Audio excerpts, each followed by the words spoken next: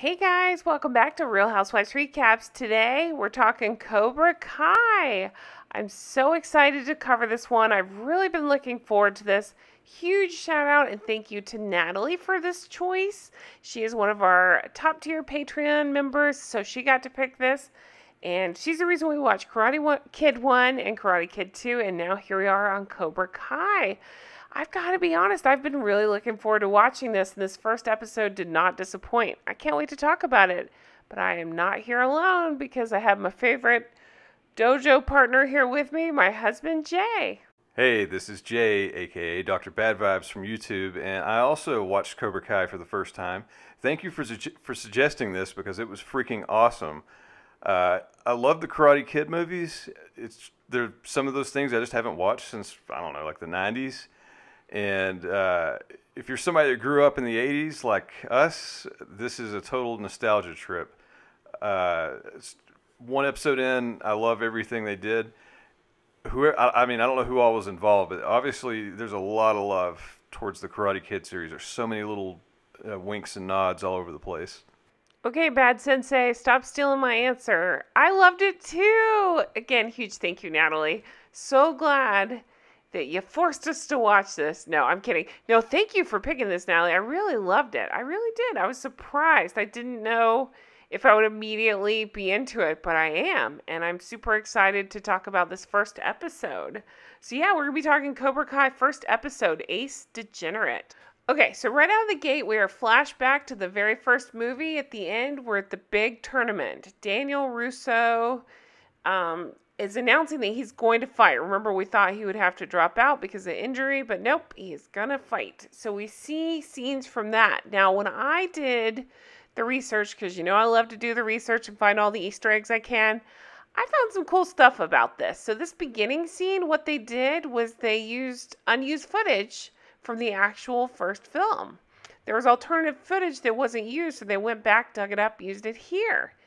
Now, something else I noticed when I was watching this, I don't know why I found it so fascinating, but the first word, so we did flashbacks here where we obviously hear them talking, but the first word spoken in present day by a character, you know, in the show, in the Cobra Kai, is at 3 minutes and 37 seconds.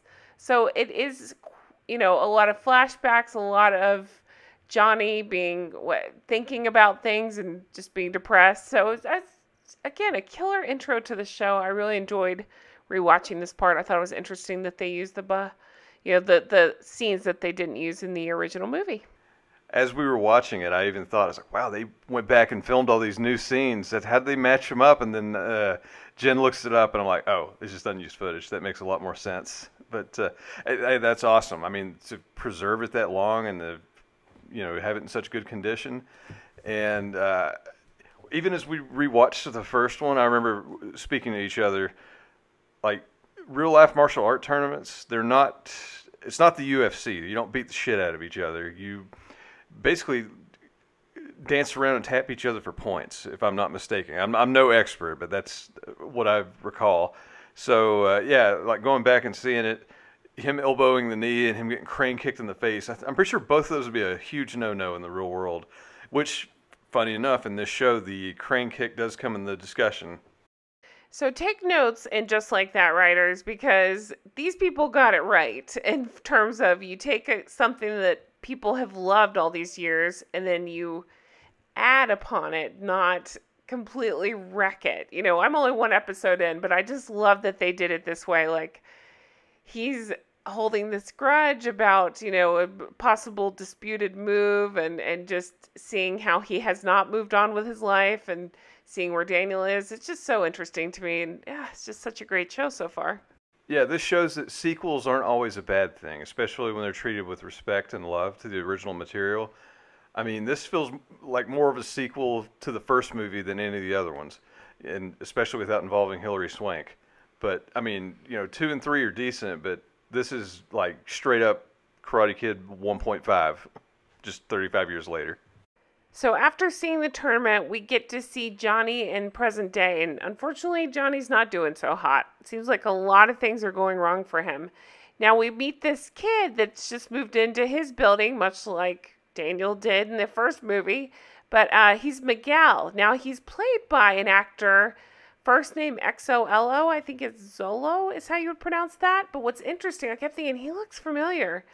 Well, you guys, if you watched Parenthood, he played Victor on Parenthood. He was just really young in that in that show, obviously. But yeah, that's Victor. I can't even believe it. He's like all grown up now. So we see Johnny driving around his Firebird. Jay, you have some thoughts on the Firebird? Boy, do I ever. They treat that car like a joke, but that is an awesome car. I mean, for its time. It's kind of a little wink. It's red like his leather jacket in the first movie.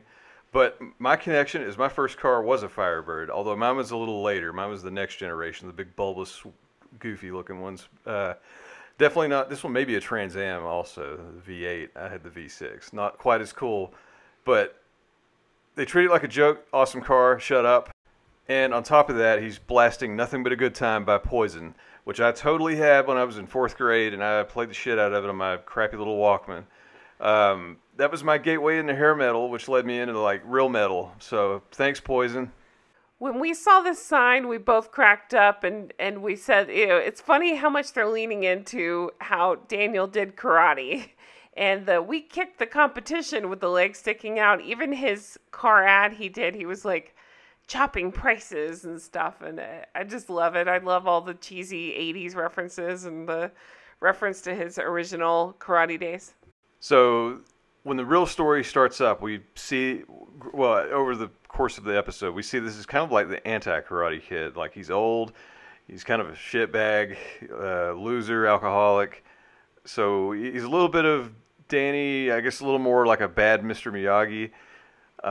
We start out with him waking up, beer everywhere, empty cans, and he's a handyman.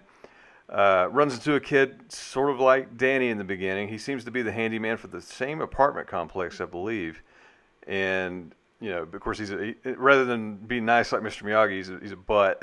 And, you know, he's not nice to the kid, storms out and then ends up doing his handyman work. We see a montage of him doing work. And then he's in a lady's apartment and she's pissed because he put the TV on the wrong wall, which she was very unclear on which wall to put it on, so understandably he's annoyed. And they go back and forth, and he says, he's like, quit bitching at me. And then she's like, what did you call me? And then we cut to him being fired for calling her a bitch. Yeah, so basically Johnny is having the worst day of his life, but it sounds like he's had the worst 20 years of his life. And he is at this convenience store. He runs into Miguel. I feel for Miguel. He's giving off Daniel vibes where he's just like getting bullied and wants to learn how to fight. Johnny eats the most depressing piece of pizza I've ever seen. The clerk was like holding it between his fingers. It was disgusting. But again, Johnny's not having the best years, so he eats it anyway. We find out Miguel is being bullied by these punks. That's right. I'm 1,000. These awful kids are bullying him, and I hate it so much. But what's funny is, it's not funny, but it's kind of funny. Johnny watches these kids beating him up and doesn't really do anything until they throw him into his Firebird, and then he really does have a problem with what's going on. So here is where we get the bad Miyagi parallel. Although I guess rather than defend the kid, he's defending the honor of his car. But a little bit of both. And unlike Mr. Miyagi, who simply subdues the bad teenagers, he whips the ever-living shit out of them so bad that he ends up choking one out like his old sensei, where the police then show up and mace him in the face because he's, a 50-some-year-old man whipping a bunch of teenagers' asses. Here's a behind-the-scenes Easter egg that I found interesting. When he's fighting with these jerks outside the store, he says to the last guy he grabs him by the throat and says, "What's the matter? Having trouble breathing?" Which is a great line. Well, this same line was said to Daniel in their All Valley match in Karate Kid Part 3. So it's just a throwback to that, which I kind of love. Yeah, so good. I love all these little Easter eggs and throwbacks to the old movies. Much better than even the animated series that was contemporary with the old movies, which made no fucking sense. They were like flying around the world to chase a magical shrine because that's what they did in the movies, right? Remember that part? So next day, Johnny is out of jail. Miguel comes to thank him for basically saving him and wants to know what kind of fighting Johnny was doing. He says it's old school karate. Well, Miguel really wants to learn. And he says, no, I don't do karate anymore. And Miguel encourages him, well, you should open a karate school. What a novel idea. He says, stop being annoying and you'll stop getting your ass kicked, which I kind of love. We go into, I guess, his living situation. We find out Ed Asner is his stepdad, who's basically tired of his antics and the last 20 years of, well, screw-ups, and he's going to pay him to go away. So he's drinking, he's watching that movie Iron Eagle from the 80s. Now, fun fact about this, Larry B. Scott had a role in Iron Eagle, but he was also in the original Karate Kid. He played Cobra Kai member Jerry. Yeah, and R.I.P. Ed Asner. I did not expect to see him in the show because he passed away not too long ago, but I guess after the show was filmed, or at least those scenes. But most people probably know him. I mean, he's been in a ton of stuff, but I guess most famously Mary Tyler Moore Show and all kinds of sitcoms. He had some shitty one in the 90s on ABC that I don't remember the name of, but I know him mostly from cartoons. He did a lot of voices. I guess the most famous one, he's Carl from Up, the main character. And my favorite is he was in a lot of the DC Comics cartoons as Granny Goodness. He was an old lady from space that trained Darkseid's female Furies. If you're curious, search that one on YouTube because it's Ed Asner doing an old lady voice, and it's hilarious. Thanks for that insane acid trip down YouTube lane. But so this is where we get to see Daniel LaRusso. Of course, we already knew he had LaRusso Auto. We saw the sweet, sweet billboards. But we get to see the commercial where he's chopping prices. Okay, so he looks like he's Mac from Always Sunny that does the shitty karate moves. If you watch Always Sunny, you know what I'm talking about. Every customer leaves with a bonsai tree. Well, this pisses Johnny off. He throws a bottle at his TV, which ends up cracking the screen. So what does he do? He drinks and drives. Terrible idea. He's drinking, driving. He's flashing back to his days in the first movie, dressed as a skeleton, and all the terrible things that the bad sensei did to him, and all the terrible things he did to Daniel. The song Head Games is playing during the flashbacks. We get to flash back to the bad sensei putting him in the headlock. Yeah, he's spiraling. He's at the Owl Valley karate building, tournament place, whatever. He's got his car parked. He's staring at the building all angrily reminiscing. And then out of nowhere, his car gets nailed by an SUV full of girls who he really doesn't react the way that an older guy should react to a bunch of teenagers in a car, screaming at them to open the door and let him in, and et cetera, et cetera. His car is totaled. He can't start it, and it ends up getting towed to the nearest body shop, which happens to be LaRusso Auto. So Johnny realizes this too late, that his car has gotten towed to his nemesis's business. And he is not happy. He does not want it there. He doesn't want it touched. He goes in to have it moved. His decision to be inconspicuous is to be the fucking Unabomber, which nobody's going to pay attention to that, right? Comes in with a hoodie and sunglasses on. And the whole time he's discussing to have his car towed, everybody's trying to get him to stay. And he happens to walk into Daniel, where they kind of reconnect and talk about high school, and Danny's almost kind of an ass to him. I mean, inadvertently, I guess. You know, kind of rubbing everything in his face. Not very happy about it at first, but then they cool down, and Daniel offers to fix the car for free, which he's against, and a little more back and forth. He reluctantly agrees to it. So Firebird's still around. Yay, Firebird. Can we spend about 14 hours talking about how neither of these guys aged? It is incredible to me. Around the time of filming, Ralph Macchio was 57 years old. William Zabka was about 53, 54 years old. I look older than these guys. I'm 41. It's incredible to me how they have not aged that much. Again, I keep thinking about it just like that. Think about how they aged those guys. Man, mid-50s, you're done for. These mid-50s, they're like kicking the crap out of teenagers. We talked about it in the first episode about Karate Kid 1. Like, I guess one of the benefits of looking 12 when you're 22 is you get to look 40 when you're 60. I can only hope that when I'm in my 50s, I can beat up teenagers as effectively as these two can. So Daniel greets his daughter and gives her a hug, and we get to see she's one of the girls from the car. She was actually in the back seat as Johnny was trying to rip the door handle off, or the door off of the car. But yeah, I wonder when that's going to come up. Surely it's going to make a connection at some point, or something's going to go down there.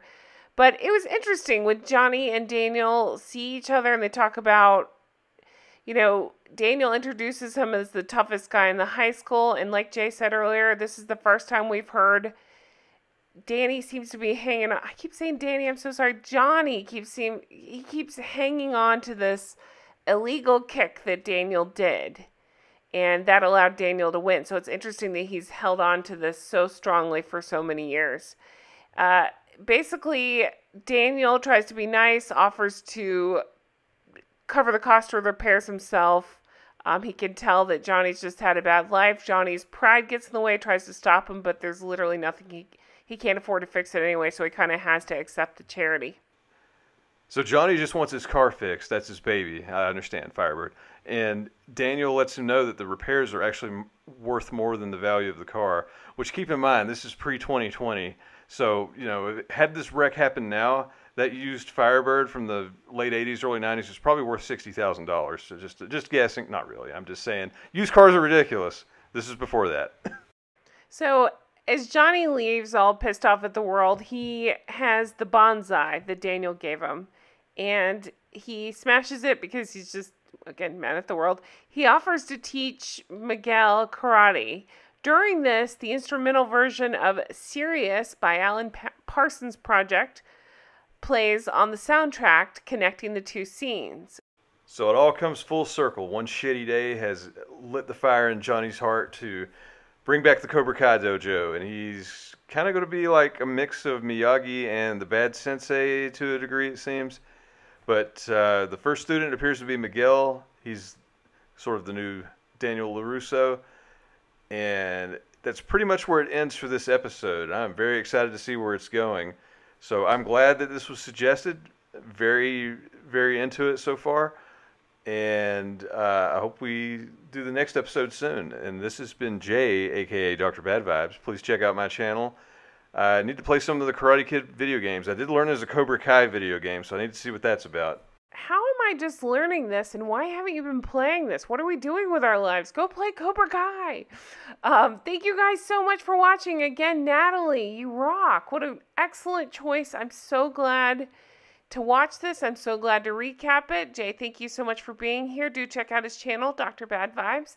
Thank you all so much. I hope you've enjoyed this recap, and yeah, I can't wait to get on to the second episode. I'm really looking forward to it. And I hope you guys all have a wonderful day. Thank you for supporting us on Patreon. I really appreciate it. And I will talk to you again soon. Take care. Stay healthy. Bye-bye.